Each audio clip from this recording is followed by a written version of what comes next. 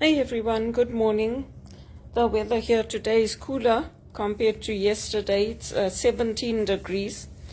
And last night it was so hot I couldn't sleep, even though I had the air conditioner on and I had an upset stomach. So I guess it's a good thing I'm not working today.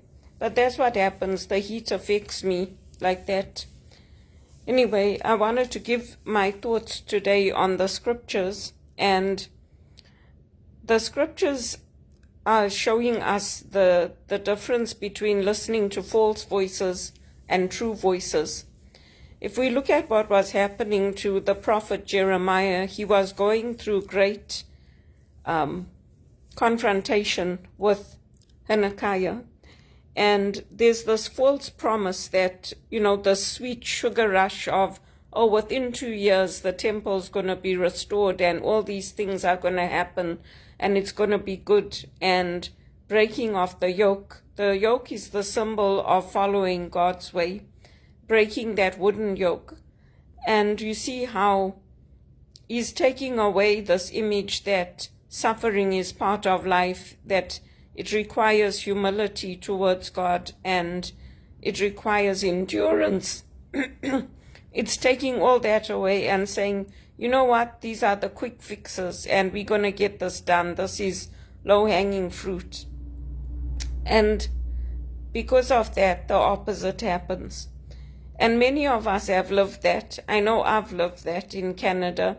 Oh, just take this contract. Yeah, they're going to renew it. And then you face disappointment because that contract is not renewed. That ID is not fixed. They don't call you back. And it leads to disappointment and discouragement. But we can't let that take us away from the Lord. And you see this in the other way in the gospel. You see how when Jesus calls us, we have the spirit of, yes, I trust the Lord and I'm going to do this. And Peter goes out walking on the water. But then when he pays attention to the circumstances around him, he starts sinking. And often our faith is like that. This is what St. Ignatius would call the false consolation. And recognizing, is it real or is it false? But when you call out to the Lord saves immediately. And it's that image that Pope Francis gave us of listening, of the ship on the sea that's tossed on the sea. It's that same image. Because God doesn't promise us that always the storm is going to go away, but he does promise us that he is with us in that storm and he saves our faith. So like the psalmist, we cry out to God to say, teach me your statutes, Lord, and let me know your ways so that I can tell others of your blessings and the goodness of what you have done in my life. And it's life itself. It's that very gift of life itself. When our lives are saved, when our health is restored, when we have that trust in the Lord. And it doesn't mean that we don't have, like in Canada, we have unemployment, we have fires, we have smoke, we have all kinds of things that are happening that we cannot control. And it is hard. Nobody is denying it. Nobody is saying that we should be delusional and say that, oh, this is not happening. We just have to be positive and it will all go away. That's not what our faith is about. But it's our trusting in the Lord and trusting that we can endure this. We will be given the strength. We will be given the graces to endure this. And turning away from God, it leads to an even greater punishment. In the Old Testament, we see that wooden yoke is broken, but then a steel yoke is given. So for us, we try to stay focused on the Lord. We stay focused on our path and our faith. And when we feel we are sinking, we cry out. I cry out to the Lord. Lord, save me. Save my faith, because I feel like my faith is sinking.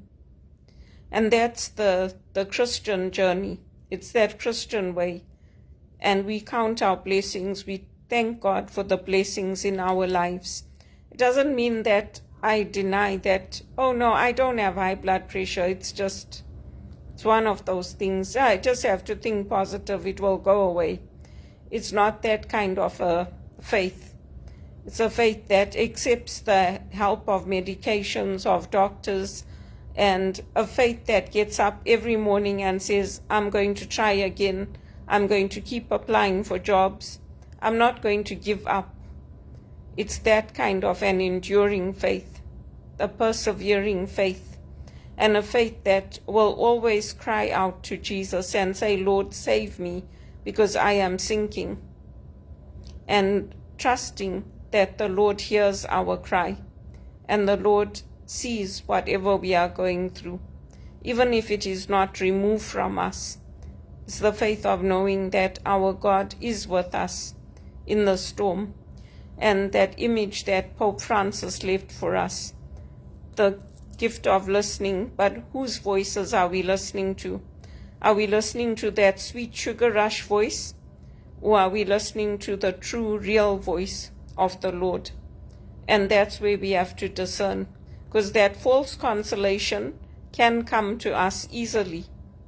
It's a false consolation. It's like, just be positive, it's all going to work out. That's the voice that we hear in the Old Testament today. But the true consolation is when we cry out to the Lord, like Peter when we're sinking and we are on those rough seas, and we say, Lord, save our faith, because my faith is being tested and this is too much for me. Help me, Lord. That's where it comes in. That's where it comes in. Because by now, for somebody to go through what I've gone through, I could easily throw it all away. The church, the Eucharist, I could throw it all away and say, you know what, why should I endure? I could, but I will not.